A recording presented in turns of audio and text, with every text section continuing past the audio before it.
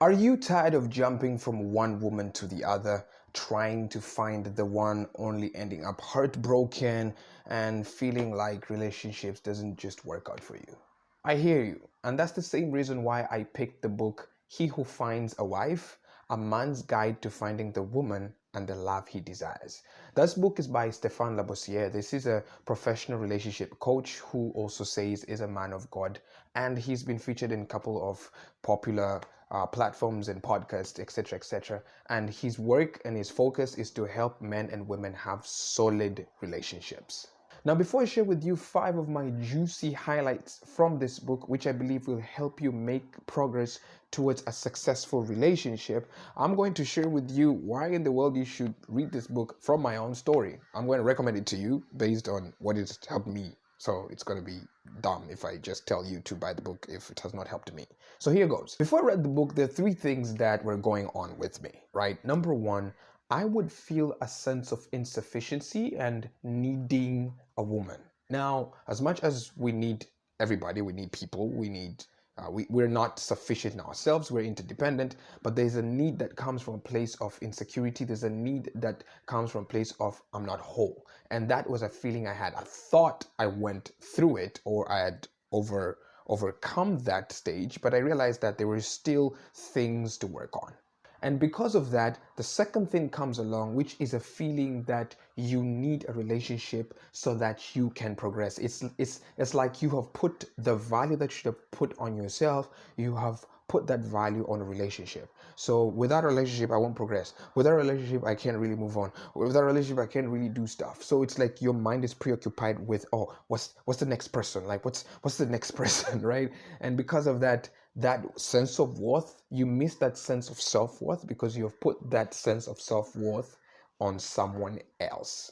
Number 3 is I thought that you need to like chase a girl. Like you gotta chase a woman, you gotta chase after them so that you can get them. But then that thinking was wrong. So those are the 3 things that I thought. So after reading the book, 2 things happened.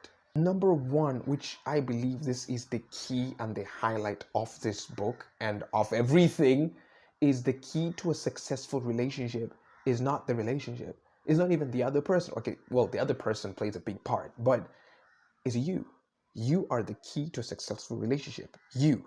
How you see you, how you value you, how you love you, how you take care of you, how you pursue you, how you mind you, how you discover you. It's like you are the gemstone here. If you don't put your focus on you, if you don't see the value and the worth in you, then I mean everything else that's you're gonna try to build, whether it's a business or anything else, this just so happens a relationship, it won't work. I'm not saying focus on you based on I'm angry, I'm hurt, so I'm going to focus on me. Not that kind of focus. The focus that comes with an understanding of where the worth and the value is. As much as, yes, the other party is valuable, but then you need to understand that you are valuable and appreciate that, acknowledge that, accept that, see it, and then walk in it. And the second thing, which I think I already touched in the first point, why did I do that? But then the second thing is you've got substance.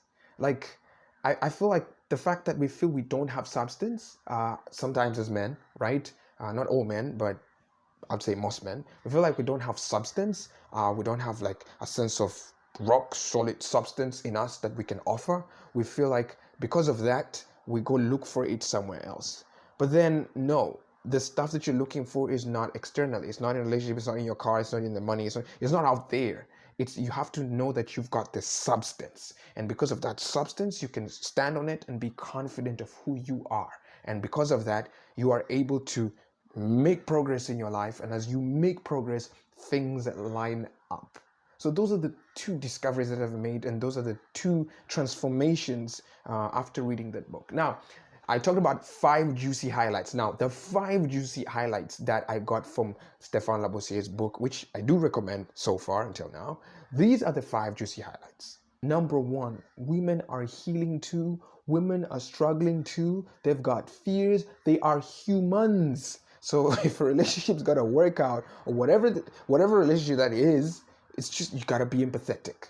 So just that understanding puts you in a selfless point of view where you understand, wait, they got stuff to work out? Oh, wait, that means I got stuff to work out too. Why not just work on my stuff? And then as I work on my stuff, then I mean things gonna go well, right? So that's number one. That highlight helped me to be empathetic and know like, oh, okay, I need to work on my stuff too, right? I need to not put it on them, put it on myself. Like I need to work on me. I am the deciding factor. I am the change factor.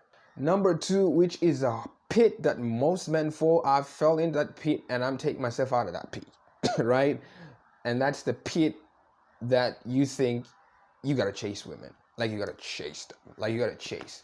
And this is a principle. I believe this is a principle. Anything you chase, you never catch, right? Anything you chase, because it feels like as you're chasing it in a scarcity mindset, you think that there isn't enough money, there isn't enough women out there, there isn't enough. Because of that, you start chasing. But then it's like you're chasing what the stuff that should attract you or the person that should attract you. So the mindset is different right there. You're supposed to be going after a higher purpose. I think I just trickled down to number three. And that's number three.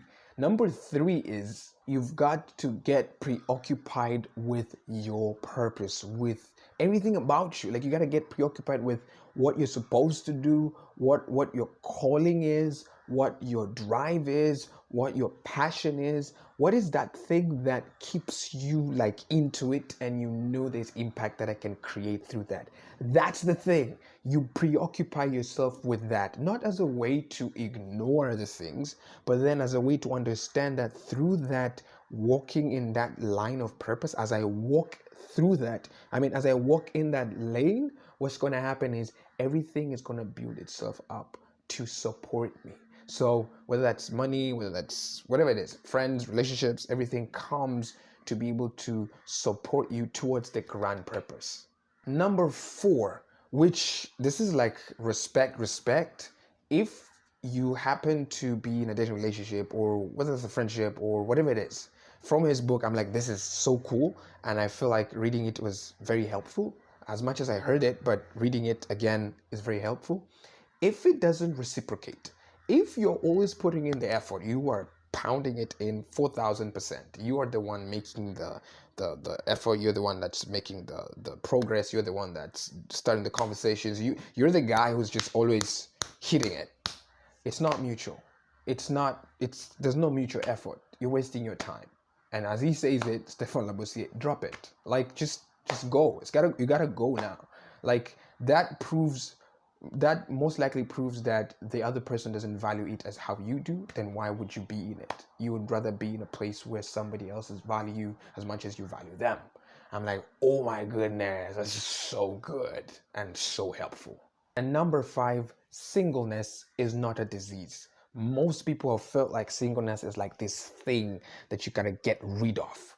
But then no, singleness is an opportunity to heal, to grow, to become the best version of yourself. In fact, it's an opportunity to prepare, but not just prepare, just focus on your stuff. And I like how he does it in the book and explains how that is important. He talks about healing. He talks about a lot of things that have created perspective to show that, hey, brah, it's about you. Like you have focused on you, and no, nothing is going to work if you focus externally. You are the big money, and that's the five things that I've picked from this book. I recommend this book. He doesn't just talk about those things. There are a lot of things that he talks about. He talks about marriage. He talks about healing and forgiveness. But then some other juicy thing. He talks about how to attract women. Like most of the times we learn what's not to do, right? What's not to do, but we barely learn what to do in the right way. And he talks about 12 things to do to attract women. Now, it's so cool. I read that. I'm like, okay, right?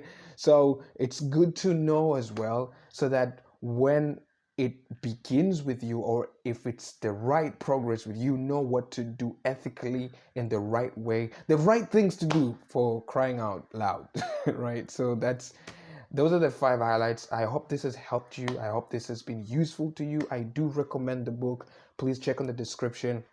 You can click the link that will take you to Amazon. You can get the physical book, or you could get the Kindle version book. I love Kindle because I can highlight my stuff and then I can scroll and be able to look at the highlights, and always go back to the book and reread it, but not read the entire thing, but look at the highlights. That's why I love Kindle. So please get the book. And yes, I do get a commission if you do. And thank you for supporting my channel, right? I really appreciate for that.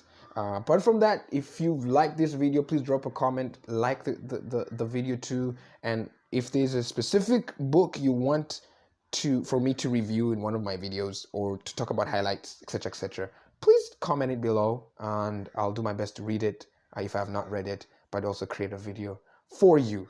Thank you so much. Don't forget to subscribe and hit the notification bell when I bring another book thing, right? Cheers. This is Kevin Matili, and peace.